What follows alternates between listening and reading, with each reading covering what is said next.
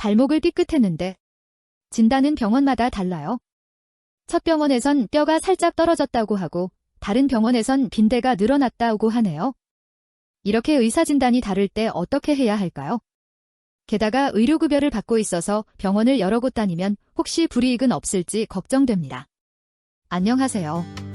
소소하지만 담백한 복지 이야기 소담이입니다. 오늘은 많은 분들이 궁금해하시는 의료급여 이용 일수 제한과 예외 조건에 대해 알아보려고 합니다. 병원을 자주 가야 하는데 혹시 제한에 걸리지 않을까 걱정되시는 분들, 그리고 이미 제한에 도달했는데 추가 진료가 필요하신 분들에게 도움이 될 만한 정보를 준비했습니다. 병원 이용 걱정 없이 건강을 회복하실 수 있도록 핵심 정보를 쉽게 알려드릴 테니 끝까지 시청해주시고 도움이 되셨다면 좋아요와 구독도 부탁드립니다. 먼저 의료급여 제도가 무엇인지 간단히 알아볼게요. 의료급여는 생활이 어려운 저소득층의 의료 문제를 국가가 보장하는 공공부조제도입니다. 건강보험과 함께 국민의료보장의 중요한 수단이 되는 사회보장제도죠. 쉽게 말해 경제적으로 어려운 분들도 필요한 의료 서비스를 받을 수 있도록 국가가 지원하는 제도입니다.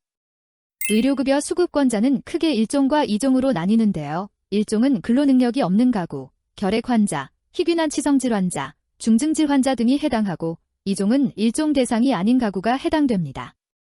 차이점은 병원 이용 시 본인 부담금에 있습니다. 1종은 입원 시 본인 부담금이 없고 2종은 입원 시 10%를 본인이 부담하게 됩니다. 이제 본격적으로 의료급여 일수 제한에 대해 말씀드리겠습니다. 의료급여에는 질환 종류별로 연간 이용할 수 있는 일수 제한이 있습니다. 이 제한은 다음과 같아요.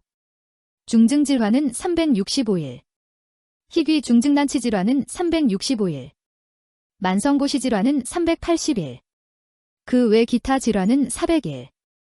예를 들어 발목 인대 부상 같은 경우는 기타 질환에 해당되어 연간 최대 400일까지 의료급여를 받으실 수 있습니다. 이 일수는 입원 일수, 투약 일수, 외래진료 일수를 모두 합친 것입니다.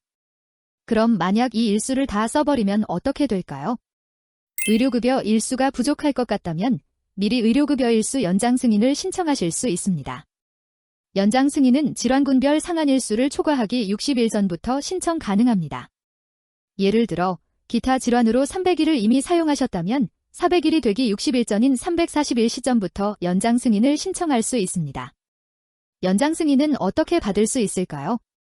병원에서 의사 선생님이 환자 상태, 연장 필요성 등을 작성한 연장 승인 신청서를 발급받아 시군 구청이나 읍면, 동 주민센터에 제출하시면 됩니다.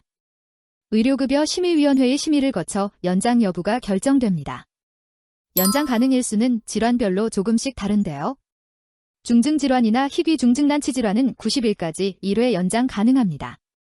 만성고시 질환은 75일까지 1회 연장 가능합니다.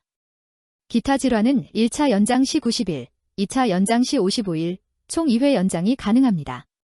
여기서 만성고시 질환이 무엇인지 잠깐 설명드리자면 정신 및 행동장애, 신경계 질환, 고혈압, 당뇨병, 간 질환, 만성 폐쇄성 폐질환, 대뇌혈관 질환, 두개뇌 손상, 갑상선 장애, 심장 질환, 뇌전증 등이 포함됩니다. 이런 질환들은 장기적인 관리가 필요하기 때문에 다른 질환보다 조금 더 긴 380일의 기준을 적용받습니다. 실제 사례를 들어볼게요. 김소담 씨는 발목을 다쳐서 올해 병원을 여러 곳 다녔습니다. A 병원에서는 뼈에 문제가 있다고 했고 B 병원에서는 인대 손상이라고 했어요. 제대로 된 진단과 치료를 위해 C 병원까지 방문했고 총 350일의 의료급여 일수를 사용했습니다. 김소담 씨는 앞으로도 물리치료와 재활치료가 필요한 상황인데 남은 의료급여 일수는 50일밖에 없습니다. 이 경우 김소담 씨는 의료급여 일수가 400일에 도달하기 전에 연장 승인을 신청할 수 있습니다. 연장 승인서를 발급받아 주민센터에 제출하면 심의를 거쳐 최대 90일을 추가로 사용할 수 있게 됩니다. 하지만 여기서 한 가지 주의할 점이 있습니다. 만약 의료급여 일수를 모두 사용하고도 연장 승인을 받지 않으면 그 이후 발생하는 진료비에 대해서는 건강보험 수준의 본인 부담률이 적용됩니다. 즉, 입원 시 20%, 레나 약국 이용 시 30%를 본인이 부담해야 합니다. 그러니 의료급여 일수가 부족할 것 같다면 미리 연장 승인을 받는 것이 중요합니다. 또한 알아두시면 좋을 것이 의료급여 일수는 매년 1월 1일이 되면 초기화됩니다. 그러니 12월에 일수가 부족했더라도 1월이 되면 다시 새롭게 의료급여를 받으실 수 있습니다. 연장 승인이 어려운 경우도 있는데요. 질환 사유가 경증이고 외래진료로 충분한데 고의적으로 입원한 경우, 처방약을 판매하거나 다른 물품으로 교환한 경우, 의료급여증을 대여하거나 대여받은 경우, 사례관리를 거부한 경우에는 연장이 불승인될 수 있습니다. 이런 경우에는 불승인 결정일로부터 3개월 동안 건강보험 수준의 본인 부담률이 적용되고 3개월 후에는 다시 의료급여를 정상적으로 받을 수 있습니다. 또 하나의 좋은 소식은 만성질 환자를 위한 연간급여 일수 차감제가 있다는 점입니다. 예를 들어 만성질환으로 올해 급여 일수 380일을 초과했지만 그 초과 내역이 내년도에 복용할 약을 미리 처방받은 것이고 그 초과 일수가 75일 이내라면 내년도 급여 일수에서 차감하는 방식으로 처리됩니다. 이렇게 하면 매년 연장 승인을 받는 번거로움을 줄일 수 있습니다.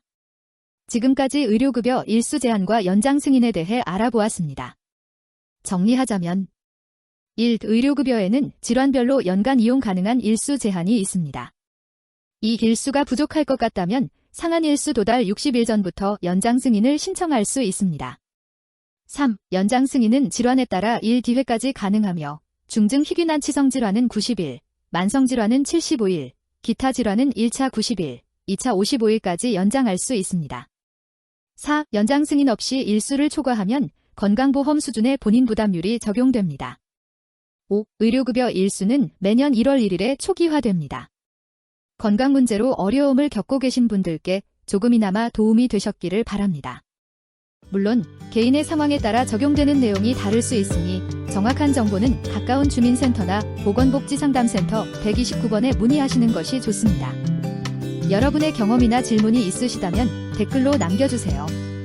서로의 경험을 나누면서 더 나은 정보를 공유할 수 있을 것 같습니다.